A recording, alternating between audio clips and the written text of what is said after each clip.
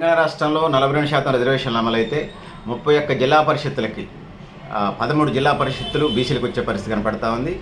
ఇక 565 MPP ZPT స్థానాలకి 237 బీసీలకు వచ్చే పరిస్థితి కనపడుతుంది 42% రిజర్వేషన్స్ ప్రకారం. సో అదేవిధంగా 5725 ఎంపీటీసీ స్థానాలకి 2421 ఎంపీటీ స్థానాలు బీసీలకు వచ్చే పరిస్థితి కనపడతా ఉంది. ఇక తెలంగాణ రాష్ట్ర వ్యాప్తంగా 12760 గ్రామ పంచాయతీలు ఉంటే ఈ 12760 గ్రామ పంచాయతీలకి 5359 గ్రామ పంచాయతీలు బీసీ ఉపకులాలకు వచ్చే పరిస్థితి కనపడతా ఉంది.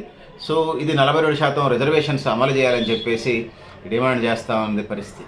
సో ఎస్సీ ఎస్టీలకి రాజ్యాంగం ప్రకారం గతంలో ఏది అమలు జరుగుతుందో వాళ్ళ జనాభా దామాషా రాజ్యాంగం ప్రకారం అది కంటిన్యూ అవుతుంది.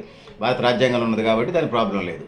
సో ఇక ఎస్టీలకు సంబంధించి వచ్చినప్పుడు ఏజెన్సీ ప్రాంతంలో 100కి 50% వాళ్ళకి అలాట్మెంట్ చేస్తున్నారు ఇప్పటికీ. సో ఎస్టీలే కేవలం ఎస్టీలు తప్ప ఎవరు లేనటువంటి అది ఎస్టీ ఉపకులాలు ఏదైనా కానీ ఎస్టీలు తప్ప ఇతరులు ఎవరు లేనప్పుడు 100% వార్డు మెంబర్లు కానివ్వండి సర్పంచ్లు ఎంపీటీసీలు వాళ్ళకి అలాట్మెంట్ చేస్తున్న పరిస్థితి మనకు కనపడతా ఉంది.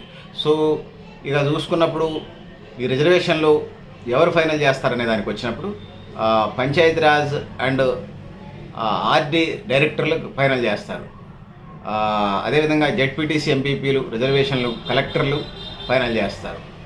సో ఎంపీటీసీ సర్పంచులను రిజర్వేషన్లు ఆర్డీఓలే ఫైనల్ చేస్తారు.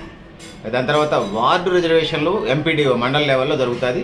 సో మేము ప్రధానంగా చెప్పదలుచుకున్నది ఏంటంటే ఇందులో ప్రధానంగా సో బీసీ రిజర్వేషన్స్ అమలు జరుగుతూ ఉన్నాయి.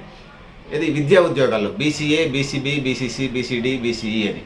అందుకోసం ఈ రాజకీయ రిజర్వేషన్లో కూడా BCA, BCB, BCC, BCD, BCE కనీసం వార్డు మెంబర్లైనా ఇస్తే భారతదేశానికి స్వతంత్రం వచ్చి 79 సంవత్సరాలు నడుస్తున్న తెలంగాణ రాష్ట్రానికి సంబంధించి చెప్తాను నేను.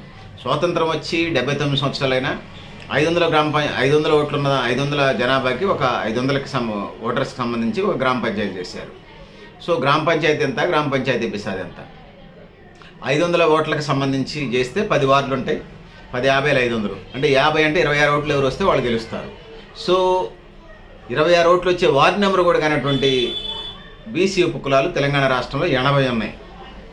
అంటే భారతదేశ వ్యాప్తంగా ఇదే పరిస్థితి ఉంది. అందుకోసం ఎస్సీలో కానీ ఎస్టీలో కానీ బీసీలో కానీ అన్ని ఉపకులాలకు సంబంధించి ఇప్పుడు అది పెద్ద బ్రహ్మాండం అండపిండ బ్రహ్మాండం అంతరిక్షంలోకి శాటిలైట్లు పంపించడం అంత కష్టమైంది కాదు. విద్యా ఉద్యోగాల్లో బీసీఏ, బీసీబీ, బీసీడీ, బీసీ ఇట్లా ఉపకులాలకు సంబంధించి అమలు చేస్తూ ఉన్నారు.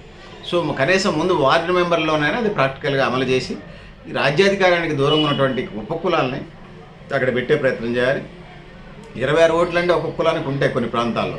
కనీసం వాళ్ళని వార్డు నెంబర్ కూడా కాకుండా రాజ్యాధికారానికి దూరంగా ఎట్లా ఉంచుతారు, స్వతంత్ర ఫలాలు ఎట్లా అందినట్టు, సామాజిక న్యాయం ఎట్లా జరిగినట్టు, మేమెంతో మాకంత వాటా నినాదానికి అర్థమే ఉంది. ఇప్పటిదాకా వచ్చిన అనేక ఇజాలు capitalism, communism, socialism, tourism, selfism, foodism, bargainism, mercantilism, ఏందది ఎల్పిజి లిబరలైజేషన్, ప్రైవేటైజేషన్, గ్లోబలైజేషన్ ఇజాలు, సో అది జాతీయ వాణిజ్య విధానం ఇప్పుడు అమెరికా పెట్టింది అదే కదా, ఆయుధ వ్యాపార విధానం, రకరకాల పాలసీస్, రకరకాల ఇజాలు వచ్చినాయి. ఇంకా ఫ్యూడలిజం ఉంది, ఇంకా ఆదిమ సమాజంలో ఒక బానిస యజమాని పద్ధతి ఉన్నది, అనేక ఇజాలు అనేక పాలసీస్ దాటి వచ్చారు. సో స్వతంత్రం వచ్చి 79 సంవత్సరాలైనా ఆధునికత్వ ఉట్టిపడుతూ వరల్డ్లోనే 4వ ఆర్థిక వ్యవస్థగా భారతదేశం వెలుగుతున్నటువంటి నేపథ్యంలో తలసరి ఆదాయంలో తెలంగాణ భారతదేశం 29 రాష్ట్రాల్లో ఫస్ట్ ఉందని చెప్పుకుంటున్న నేపథ్యంలో సామాజిక న్యాయం లేకుండా అది నిజంగా అది అందరికీ స్వతంత్ర ఫలాలు అందినట్టు ఎట్లా అవుతుంది. అందుకోసం దాన్ని మనల్లోకి తీసుకొని మనం ముందుకు పోవాల్సిన అవసరం ఉందని తెలియజేసుకుంటూ, సో పెద్దలారా మిత్రులారా మీరు కూడా మీ అభిప్రాయాన్ని కామెంట్ బాక్స్లో రాయని తెలియజేస్తూ, నేను Garidepalli Satyanarayana, new Lakshya organisation. Thank you రండా.